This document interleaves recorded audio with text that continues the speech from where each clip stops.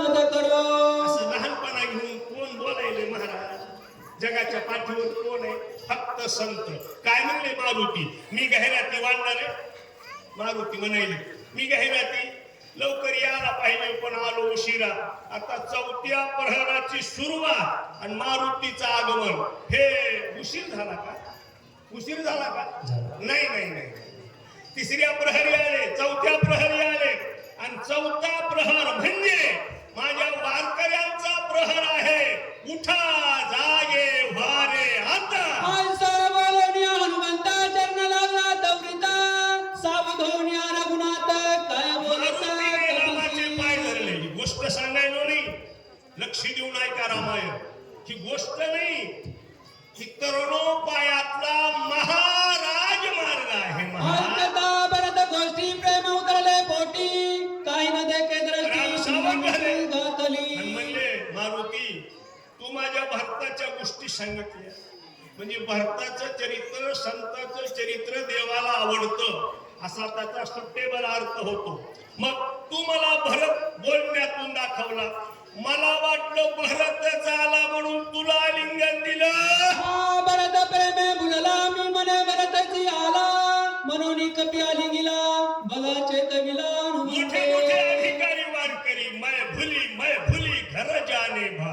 आता जर कोणी म्हणला ना तो देवातलं भुलून गेला, धडक पुण्याला पाठवा म्हणते येरवड्यामध्ये, नाही तर घरगुती डॉक्टर बोलवितेत महाराज आणि डागा म्हणते अधिकाने करवती ऐसी करे तू असा दिली मारुती निमेष गती. मारुती अरे किती महागाचं काम केलं. तुझा उपकार तत्वता मिळून झालो तपिनाता वाचा खुंडलिया सर्वता काही तत्वता न बोल. ऐका लक्ष देऊन भगवंतानं बोलून दाखविलं देवानं मारुतीला. साधं काम केलं का मारुतीनं? मेलेले माणसं जित्त करणारी औषधी मारुतीकडे आहे. लक्षात येईल का?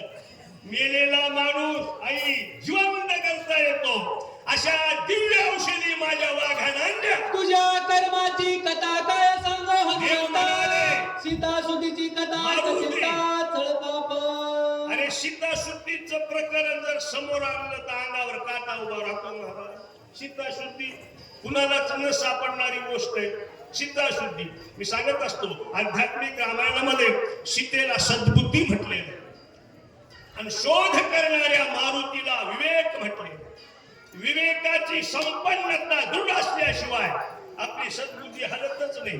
आणि एकदा सद्बुद्धी हल्ली की हरिपाठ पाठ होत, अभंग पाठ होत, मग तमाशातले गाणे नक्की पाठ होता. इंद्रजित वदा लागे सांग तू आवडले सर्वांगा काही निलाला सोडल्या तमाशातल्या गाण्याच्या चाली संप्रदायातल्या गवळणीमध्ये बसवल्या. म्हणून तर महाराजांना म्हणावं लागलं भजन ते ओंगळवाने नरका जाणे चुकेला.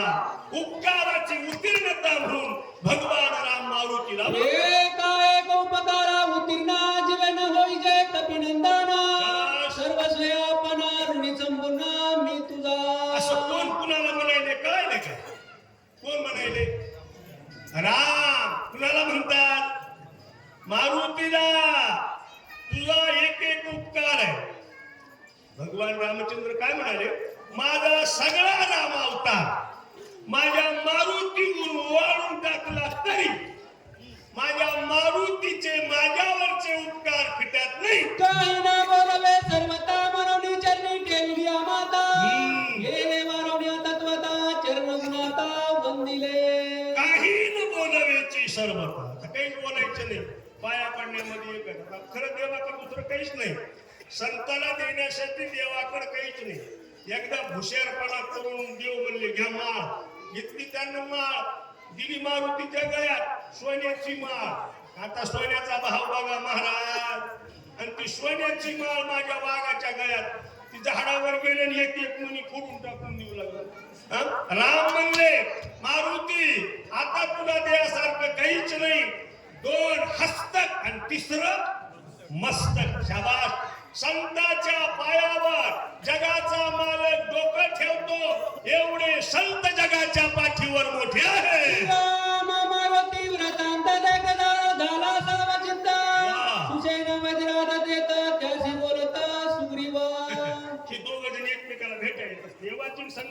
सामान्य नसते महाराज. इथं लुप्तरी नादी लागली समाधी मुलजन नरनारी लोकारे. ही श्रीमंती संप्रदायातली. वारकरी संप्रदाय कसा सांभाळावा हे भजन केल्याशिवाय नाही कळत महाराज. अशी एक गंमत आहे. दोघ जण लुप्त झाले. सुग्रीव राजा सुसेनाला म्हणतात, सुसेनजी उठा. हे दोघेही प्रेम बोधले निज कार्याशी विसरले. आपण जाऊन या वाहिले औषध बारा शोधावे. हे दोघही आपल्या कामातला विसरले. बोलणं बघा कसं गमतीला येते. कोण विसरले दोघ जण? इथं ऐकायला का तुम्ही सगळे? अरे मंडपात बसून रामायण ऐका. हे कळतं. हे मंडप आहे पवित्र. दोघ जण प्रेम भुलले. दोघ जण सोडून द्या. कोण दोघ जण? मारुती आणि श्रीराम. आणि उभ्या जीवनातला देव आणि संत महात्मा जर वगळला तर माती झाली संसाराची. गेला गेला हा नरदेह मग कैचा भगवंत. विसरले होय लक्ष्मणा हे कार्य साधी सुसेना. चरणा कार्य साधना लवकर लक्ष्मण उठवा. हे कोण्या सुग्रीव उत्तर सुसेना निघाला सत्वरा. सकळ वानराचा बारा पर्वत शिखर वळवले. निघाला औषधी बघायला डोंगरावर द्रोणागिरी पर्वत. बरोबर वानर घेतले. निघा. सवे वानराचा बारा सुसेना वैद्यराज सत्वरा. वळंगले पर्वत शिखर औषधी बारा शोधावा. सुसेन वैद्य औषधी शोधितो. बारके सारखे वानर म्हणतात उशीर व्हायचा आकार आहे का? पंगत बसायला उशीर होतो काही बुवा.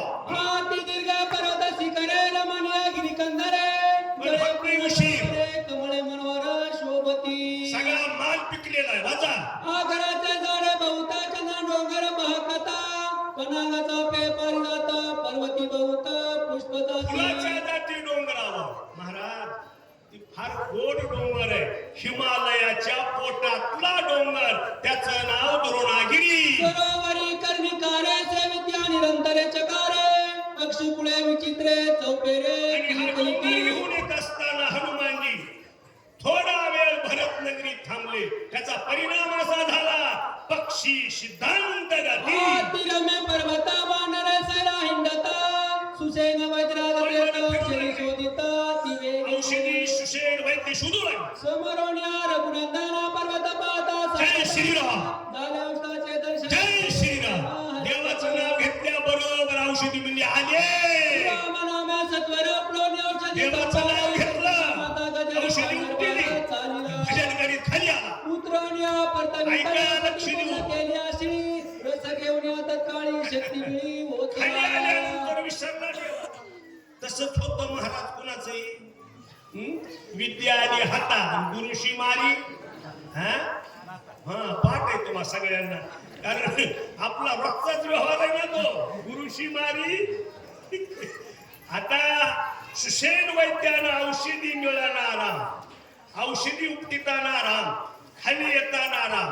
खाली आल्यावर त्यानं म्हणावं ना माझा राम आता माझ्या औषधीला गुंडी. त्यानं रामाचं भजन सोडून दिलं लबाडानं. पुन्हा सुसेन वैद्यानं मनानं चाला वाटली औषधी. आता मी औषधी वाटीन. मी शक्ती मिळत होती. मग लक्ष्मण उठेल आणि सगळी दुनिया मला शाबासकी देतील. आता ऐक. सगालिता सत्वर सावधान वेचिया सौमित्र. सुसेन झाला चिंता तुर काही विचार पुरेना. भजन शेवटपर्यंत गेलं पाहिजे. काही माझे दोस्त आहेत आपल्या गावात नाहीत म्हणा पण माझे दोस्त आहेत काही. मरेपर्यंत माळ सांभाळली आणि मरताना माळ काढून खाल्लं. अधिकार उल्लंघन पूर्ण एवढा प्रयत्न केला. शेवटचा प्रेम. लक्ष्मणा त्या विधान होईना. माळ घालायला माणसाची मिठी नाही हाय का? नाही नाही. काळ बदलला महाराज.